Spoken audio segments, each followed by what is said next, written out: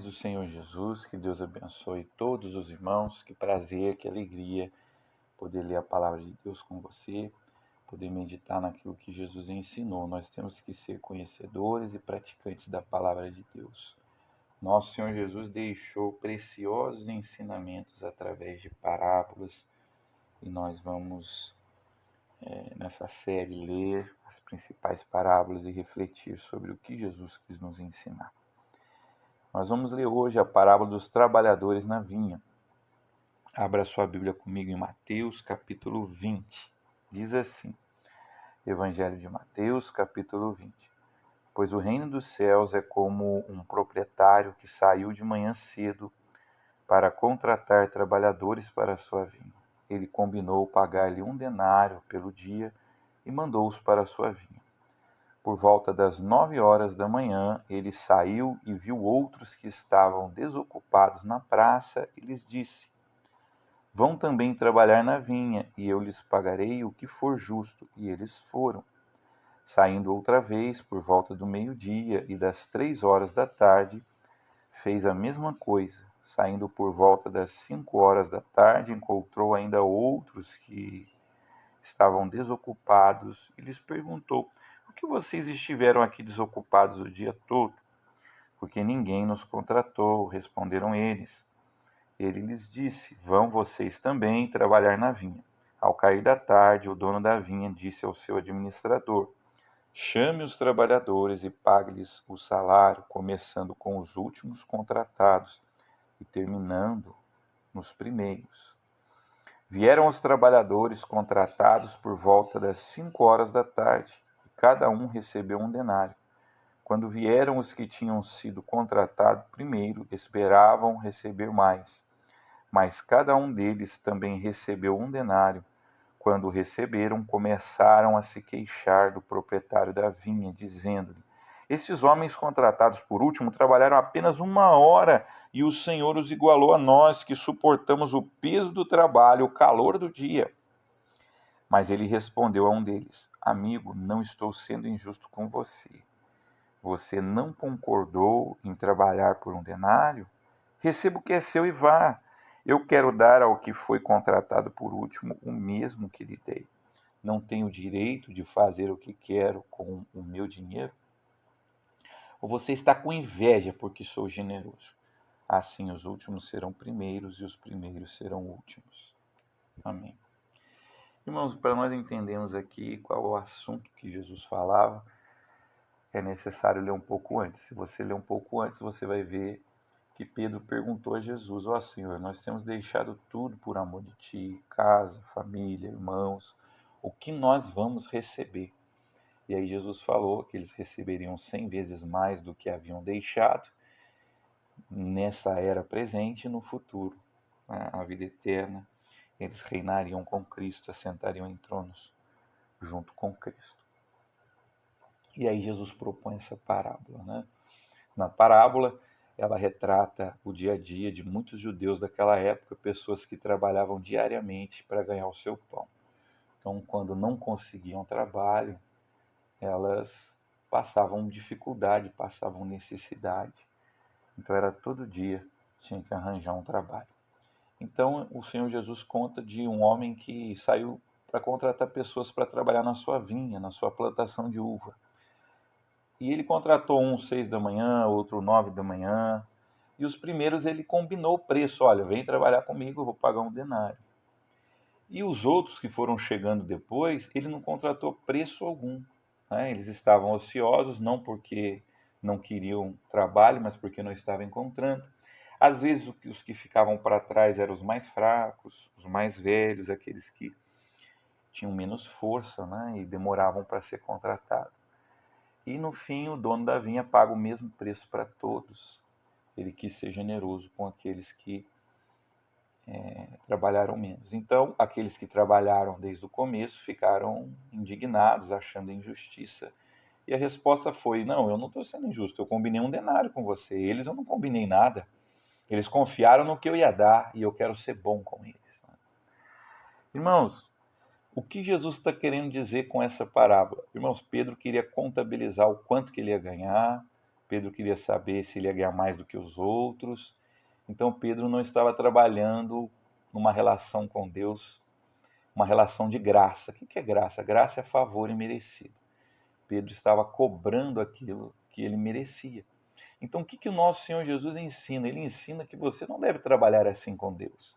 Você não deve confiar tanto no seu trabalho, mas você deve confiar na graça de Deus, na generosidade de Deus. Porque aqueles que combinaram o salário receberam apenas o que foi combinado. Mas aqueles que não combinaram nenhum salário, já talvez estivessem até com um dia perdido, qualquer coisa que viesse era ganho, eles ganharam mais do que mereciam. Então, o que o Senhor está querendo dizer? A nossa relação com Deus tem que ser baseada em graça. Aqui o Senhor fala de recompensa. Agora, imagine se na questão da salvação, nós falássemos assim para Deus: me dá o que eu mereço. Olha, irmãos, o que nós merecemos é o inferno. Todos nós, porque todos pecaram e destituídos estão da glória de Deus. Veja que Deus não dá o que a gente merece, Deus dá muito mais do que a gente merece. Só para você entender, eu vou contar uma história, verídica, e você vai perceber a diferença de quem trabalha confiando na graça, confiando no amor, estabelece uma relação de amor, e quem trabalha querendo lucro por interesse. Eu li no livro uma senhora contando que ela tinha uma empregada muito dedicada, a mulher era muito dedicada, e algumas vezes ela fazia alguns trabalhos que passavam do combinado. E ela sempre falava assim para essa empregada: olha, eu vou te dar um pouco mais porque você trabalhou um pouquinho a mais, né? Ela: não, senhora, não precisa, muito obrigado, foi pouca coisa a mais. Se ela tivesse aceitado, esse merecimento baseado em mérito, teria ganhado R$ 20 a mais, R$ 30 a mais. Não teria mudado a vida dela. Mas como ela confiou na generosidade, como ela foi generosa, a patroa um dia ficou constrangida, essa mulher contando, eu fiquei constrangido e falei: poxa, eu tenho que dar um presente para ela. Ela é tão dedicada, tão amorosa no seu trabalho, Às vezes ela passa do horário e eu tento pagar, ela não aceita, eu tenho que dar alguma coisa para ela. Então essa patroa decidiu que ia dar uma viagem para sua empregada para a Itália. E ela comprou tudo, organizou o passaporte. E a mulher acabou aceitando, falou: nossa, muito obrigado, a senhora foi muito generosa comigo. Ela foi para a Itália, irmãos, conheceu um homem rico que quis casar com ela, se casou e deixou de ser empregada. E ela falou assim: olha, hoje eu recebo ela aqui na minha casa como uma amiga.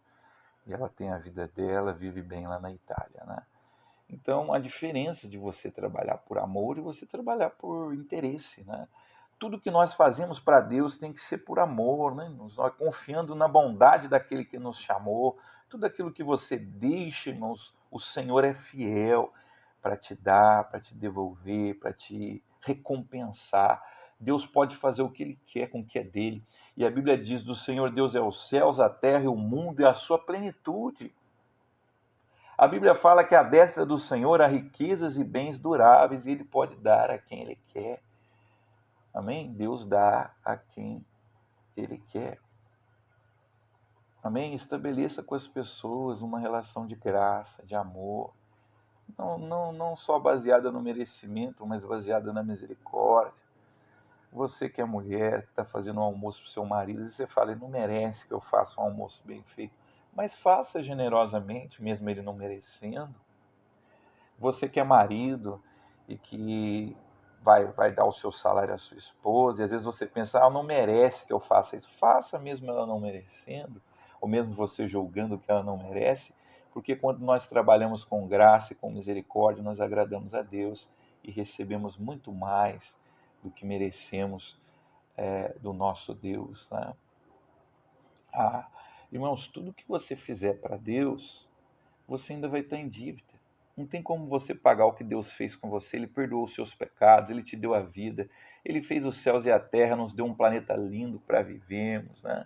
Então, tudo que você faça para Deus, você ainda não pagou o que Ele fez por você.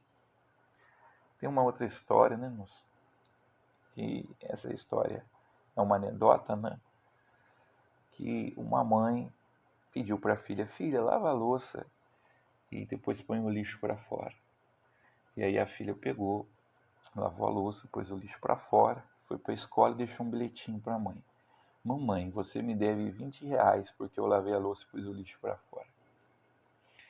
E a mãe chegou em casa, leu aquele bilhete, ficou rindo e falou, poxa, eu tenho que ensinar minha filha a ser generosa, né? A não fazer tudo calculado por interesse. E aí, quando a filha chegou, ela falou, filha, senta aqui. Olha, a mamãe carregou você na barriga, a mamãe passou a noite sem dormir, quando você era pequena, né? O papai e a mamãe se esforçam para te dar o melhor. Então, não tem como nós estabelecermos uma relação de pagamento, né? Já pensou? Irmão, já pensou? Seu pai chega para você, desde que você era neném, eu cuidei de você, você me deve, sei lá, R$ 100.000, R$ 200.000. Já pensou, meu irmão?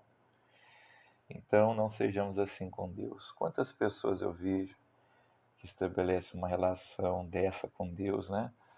Principalmente nesse movimento aí neopentecostal, eu vou dar um dinheiro para Deus me dar isso, para Deus me dar aquilo. Essa é uma relação interesseira, né? Trabalhe com graça. Dê o dízimo com gratidão a Deus. Eu estou agradecido ao que Deus me deu.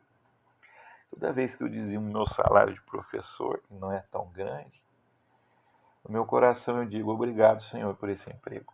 Tá? E eu tenho testemunho, né, nos da minha casa. Meu pai vendeu uma pequena casa que ele tinha para pregar em Volta Redonda, em Itanhandu.